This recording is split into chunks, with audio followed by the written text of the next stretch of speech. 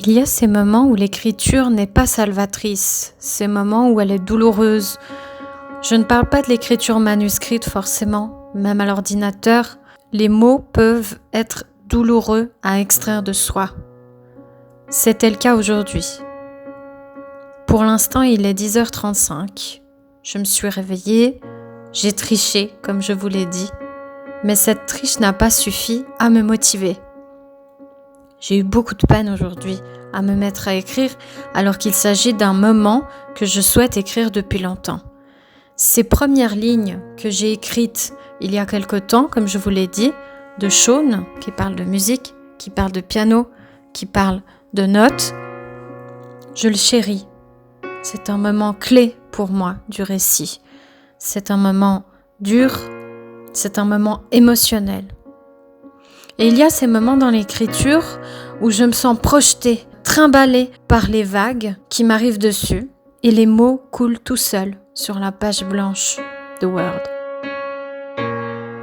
Il y a plusieurs semaines, j'ai écrit ces mots en référence à des morceaux que j'aime. Les mélodies se sont incrustées dans ma tête, mais malheureusement, au lieu de me porter vers les mots, vers les phrases, elles me stoppent. Je me sens comme freinée par la créativité. Elle me chuchote à l'oreille que je ne dois pas écrire ça comme ça. Et c'est douloureux, parce que je voudrais écrire ça comme ça. Mais aucun mot, aucune lettre, aucune phrase n'est à sa place lorsque je l'écris comme ça. Il y a ces jours où l'écriture est plus un travail qu'une passion.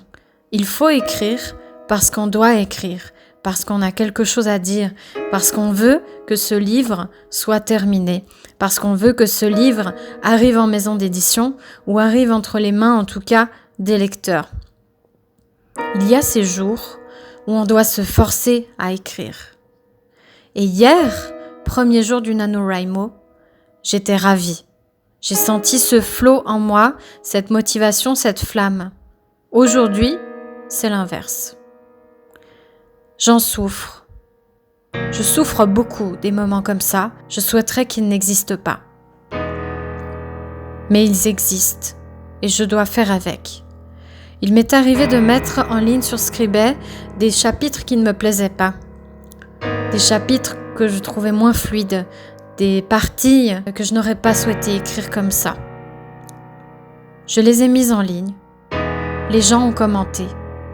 Les gens et pas n'importe quels gens. Les gens qui lisent avec leur cœur, qui entendent mes paroles, qui sont les miennes, à ce moment-là, même si elles ne sont pas celles que j'aurais voulu partager de cette façon. Et là, les commentaires positifs affluent.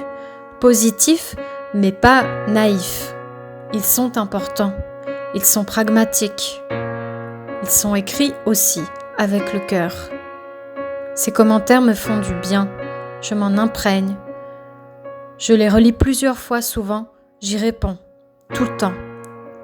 Puis je relis mon chapitre, quelques jours plus tard, parfois même quelques mois plus tard, tandis que je dis que je vais réfléchir au fait de laisser cette partie dans mon livre ou non.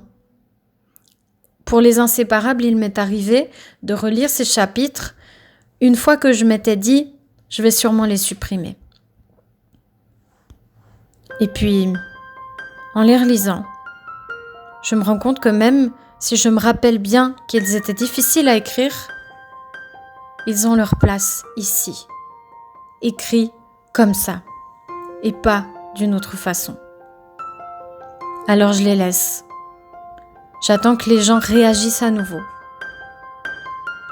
Je les laisse. Ils font partie du récit, partie de mes personnages et partie de moi. Je les laisse. Ils sont à leur place.